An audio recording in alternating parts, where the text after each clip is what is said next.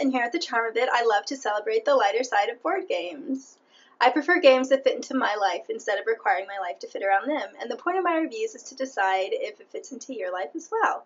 To that end, I first talk about how much fun a game is, and then how effortless it is to play. I don't do a detailed description of the rules, but I always include a link to a rules video below in case that's what you're interested in. Today, I will be reviewing Onitama, which is a two-player only game, ages 14 plus, and it's supposed to play in 15 minutes. Let me tell you why I love it so much. What makes me love Onitama is the gameplay. First of all, it's very interactive, like chess or checkers. You're sitting with one other player across a board, and you're moving your pieces around on the same board as them, trying to capture theirs, so I enjoy that aspect of it. But even more, I love the game's blend of strategy and decision-making with a lightness that comes from there only being 2 moves available to you at any one time. There's only 5 moves per game.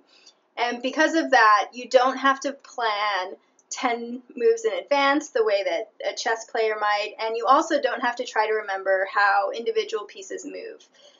Any piece can move according to any card, and since the cards sit out in front of the players, it's really easy to tell at a glance which squares your opponent can move to and which ones they can't.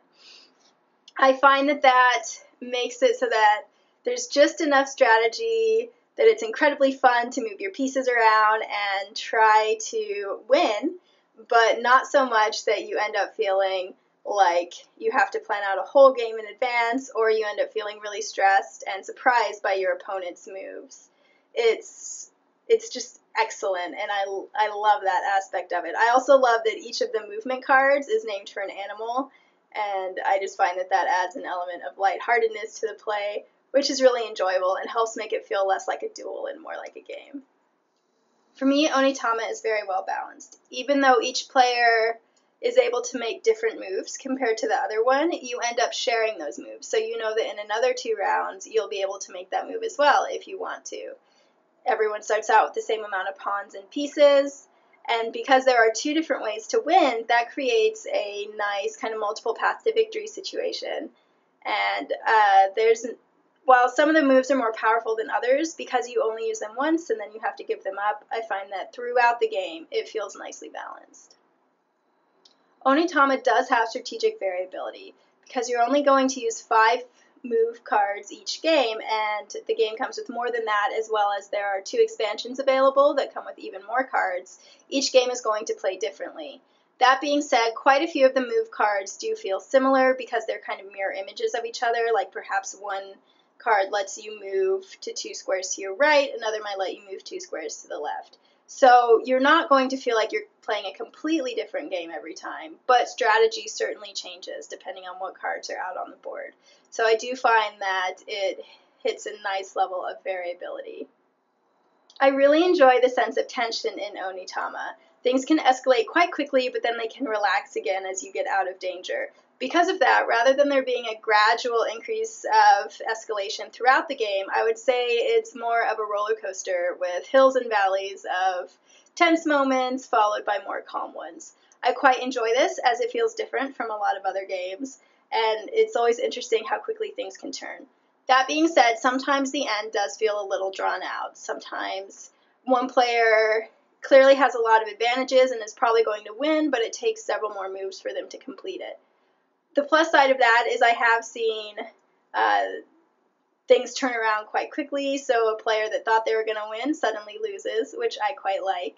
But in my experience, at least with the game partner that I usually have, who likes to think a lot about his moves, we've never had a game finish in 15 minutes. They definitely run more towards 20 to 30. I like the aesthetics of Onitama. The pawns are little plastic figurines that are very satisfying to pick up and move around and sit well on the board. The board itself is of the same material as a mouse pad, which makes it quite nice to lay down, and it helps the figurines stick to them better. And the moves cards are really nice and big, so it's really easy to look across and see what moves your opponent has. They're very readable, which I find impressive. I do have a couple complaints about the aesthetics. First of all, while these figurines could be gender neutral since they're all bald, I do think that most people are going to associate them more with boys than girls, and the two masters are both clearly men because they have mustaches and beards. I would have preferred to see more gender balance in those aesthetics. I also am not a huge fan of the box because I find it a little bit tricky to roll up the board and fit it inside so that the box closes completely. But I have learned how to do that, so that is a minor complaint, but something that I thought I would mention. Onitama has wonderful logistics that make it very easy and inviting to set up a game. All you need to do is roll out the playmat and set up the figurines, draw 5 cards, and you're ready to go. So setup time is less than 2 minutes. The game does not take up much space at all, just the size of the board, which is this. And it's quite portable. The box is a bit tall, but I can easily fit it in a tote bag. It's not going to fit in a purse or a pocket, but it's fairly lightweight and definitely one that I would play in a cafe. Playtime, as I said, the box shows 15 minutes. For us, they're more like a 20 to 30 minute playtime, but that's still pretty easy to fit into our life. So the logistics definitely support frequent playing of Onitama. One of the things that makes Onitama so brilliant is how simple the rules are. In fact, you don't even really need a rule book because all you're doing is moving pieces, and they can always move in one of 2 ways, and that's based on the 2 cards in front of you. So essentially, those cards contain the rules. The cards are very clear and easy with the layout. The black square is always your pawn, and the colored squares show where they can move. Because of that, you can teach this game in a minute, and it's very accessible to new players. And because the cards sit in front of you, it's also very easy to see where your opponent can move. I've never had to refer to the rulebook, and I really enjoy teaching this game to new players. Finally, I like to talk about how much mental effort a game requires. For me, Onitama is towards the lighter end of the spectrum. Now, a game like chess, I do not enjoy because I have to plan out my moves several turns in advance, and that's just not something that I'm interested in doing with my brain power or concentration. However, with Onitama, because the cards are all laid out very clearly, and because there's really no need to plan more than 1 or 2 turns in advance, I find that I can play this game in a much more spontaneous way, and because of that, it requires less brain power. It really depends on what kind of player you're, though. My partner definitely puts more forethought and planning and likes to think through multiple turns in advance, and therefore he would find it a game that requires much more mental concentration. So it's really one of those games that lends itself to, you can either play it quite lightly or you can play it more heavily and really think through things. It's up to you. For me, this is certainly a weeknight game. I think because the games are so short, between 15 to 30 minutes, it doesn't feel like there's a lot of investment there, and it's really fun. And if a game ends quite quickly, then you can always just play another one. It's definitely one of those games that I like to play twice in a row, just to see how things are going to work out with different moves. And those are all the reasons why I love Onitama.